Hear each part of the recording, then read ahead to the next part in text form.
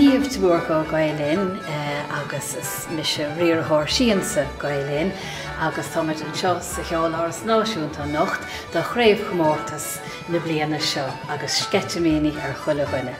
Tá 8 grúpa óg an seo ceoltóirí ó cheann na tíre agus áránathe becheart marrá chomá agus iad a cleachta leo a rihan lei agus tá méid cínta go méid ceolchorm gan scothagainn tróna.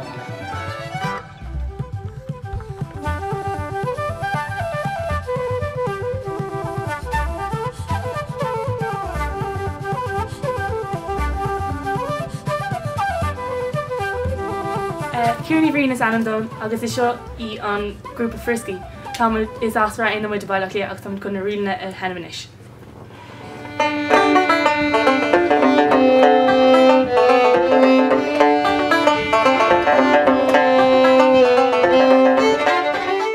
Well, is Micheál Áine Hensey agus tá mise a chur an chlár i lán an Chomórtas i láthair nacht an chuirimceolann seo sa Cheoláras agus cumáile sin an Craobh beo RTí Raidió na Gaeltachta.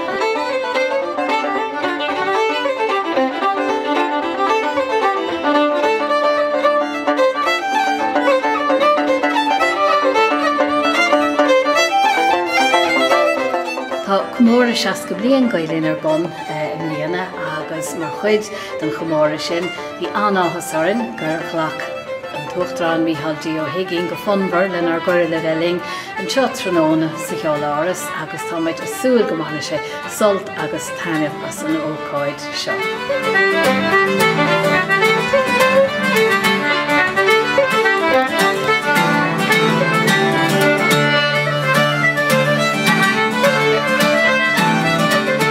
Bhí mé á léirúir feadh cúpla bliain nuair a bhí seanbán á chur láthair agus an sin dúir siad ormsa á chur láthair so tá mé ansásta ar fad le sin bunim ardsult ar fad as an ihe. Agus as an láir fad caithim mé rá bheith thar timpeall an seo leis an cleachta agus na daoine óga ar fad a teacht chun stáit agus mar sin de agus bhíonn siad chomh riméide go bheith is áit álinge caithim mé rá an Cheoláras Náisiúnta le bheith Aibreán agus do aon duine atá i teacht an seo den chéadúir i sean ceolar stáitin ó dhégan mar sin is bhd an-speisialta ar fad dó bheith.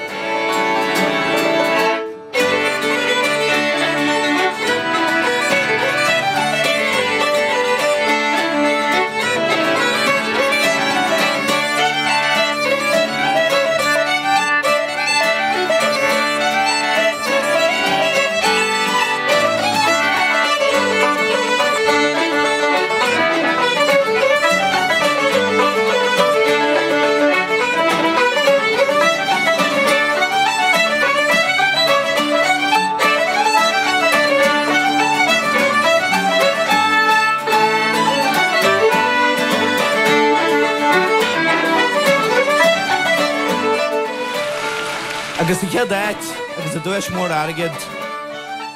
Tá sé go leas go Gaeltachta na Rinne, Nuada.